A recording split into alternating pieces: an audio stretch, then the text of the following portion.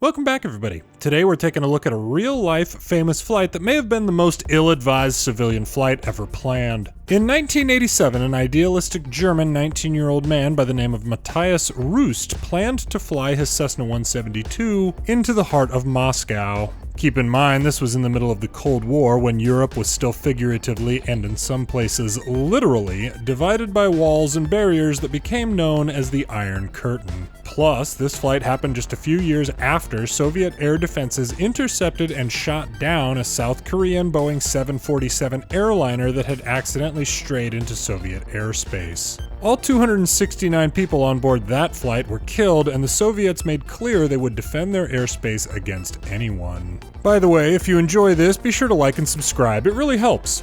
Also, check out the rest of the Full Throttle playlist for more famous flights and Top Gear-inspired reviews of aircraft. There are a few initial issues that will help set the stage. Mr. Roost was a relatively inexperienced pilot. At the time he took off on the relevant flight here, he had around 100 hours in his 1980 Rolls F-172P. Which was basically a French-built 4-seat Cessna 172P with 160 horsepower and long-range fuel tanks. He didn't have an instrument rating or much advanced flight training at all. We're not sure of the exact weather throughout the entire flight, so we've gone with moderate clouds for now. We'll talk more about that soon. In addition, I, for one, did not know where this flight started going into this project. It turns out his famous flight originated from Helsinki, Finland, which is around 550 statute or 487 nautical miles northwest of Moscow. Mr. Roost wasn't sure if he would actually go through with it, so the flight plan he filed for that flight had him going to Stockholm. Now, we don't have a Cessna 172P. We'll be flying this in a Cessna 172S, which has 180 horsepower. The average cruise speed on the 160 horsepower Cessnas is around 110 to 120 knots indicated airspeed. So that's what we'll be shooting for, even though our aircraft could fly it faster. On May 28, 1987, he departed Helsinki at 12:21 local time, 1:21 Moscow time, and headed on course to Stockholm. However, around 25 minutes into the flight and near the Finnish community of Numela, after stealing his resolve and deciding to go through with it, he turned his plane to a heading of 117, which would take him almost directly to Moscow. At that point, he wasn't talking to Helsinki Departure, the relevant air traffic control facility anymore, and his transponder was turned off. So the air traffic controllers and eventually Soviet radar crews only saw the Cessna as a blip on the radar, a primary target in air traffic control vernacular, with no altitude or aircraft information of any kind. Ultimately, he disappeared from Finnish air traffic control around the community of Espoo before even crossing the coast of Finland, so he'd probably descended from his initial altitude. After turning on course, he crossed the coast of Finland at around 2:10 Moscow time on that 117 heading. That heading would give him landfall over modern-day Estonia, which was Soviet territory at the time, near Koltahjärvi.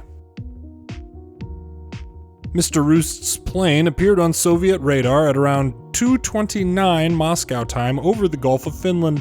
Two fighters were scrambled from Tapa Air Base in what is now Estonia. Those fighters intercepted him, indicated to their leadership that the aircraft looked like a Yak-12, basically a Russian training aircraft, and requested permission to engage. However, since the South Korean airliner shoot-down, permission to engage any seemingly civilian aircraft had to be granted at the highest levels of leadership. That permission couldn't be attained, the request to engage was denied at 2:48 p.m., and the fighters returned to base. You know, when I envisioned this flight over all these years, I thought the pilot must have been flying 100 feet off the ground, striving to avoid Soviet radar. Not so. After crossing the coast of what is now Estonia, Mathias climbed to an altitude of 2,500 feet above sea level, which would keep him at least 1,000 feet above ground level throughout the entire flight. He was all over their radar. They could clearly see his plane on radar the whole time, which makes the rest of this even more bonkers. As he continued his flight through Soviet airspace, two more fighters, MiG-23s, were sent to investigate. One of them even extended its wings and deployed its landing gear to fly alongside him to try and communicate. Ultimately, the fighters didn't have the right type of radio to reach the civilian plane, and frankly, Mathias was unlikely to answer anyway. Now, It's also important to note at this point that Mr. Roost's plane had a West German flag painted on the tail and had a West German registration number. The MiG pilots should have seen that. They should have been able to tell where the plane came from. Well, one way or another, they either didn't recognize that information or it never got relayed up the chain.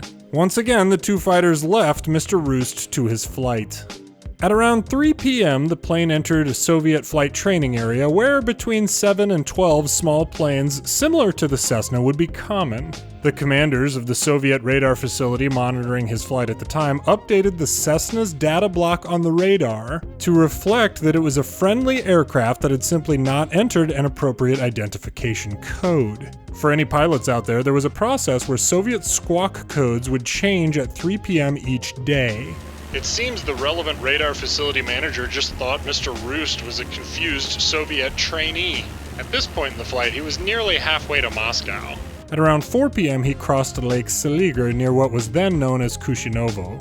Upon entering another radar facility's airspace, 2 more fighters were scrambled to investigate the Cessna, but due to low clouds, they were never able to obtain visual contact. Not long after, and around 40 miles west of Torzhok, his aircraft was mistaken by Soviet radar monitors as one of a few rescue helicopters operating in the area. Hilariously, at this point the plane had been vetted visually by 4 different fighters, been through at least 3 unique radar facilities' airspaces, and had been incorrectly identified as Soviet trainers and a helicopter. So when Mr. Roost's aircraft neared the radar border between Leningrad and Moscow, Leningrad radar reported that Mr. Roost's plane was a Soviet aircraft flying without a transponder.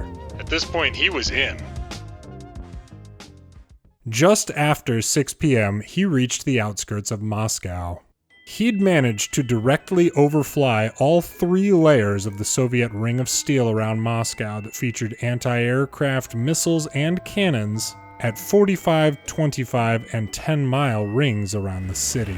However, Moscow during the Cold War was a strict no-fly zone, so as soon as he was over the city, Soviet air traffic control and radar knew something was wrong.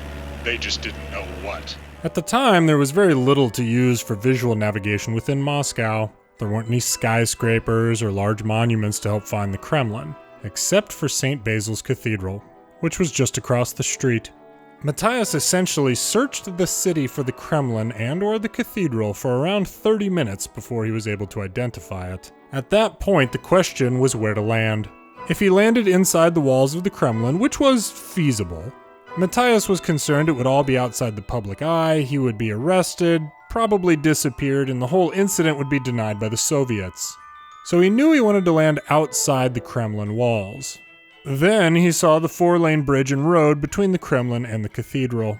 Now that bridge would normally be spanned by thick cables, but they had been removed for maintenance that morning. After overflying 3 times to signal to people and vehicles to move out of the way, he touched down on the bridge.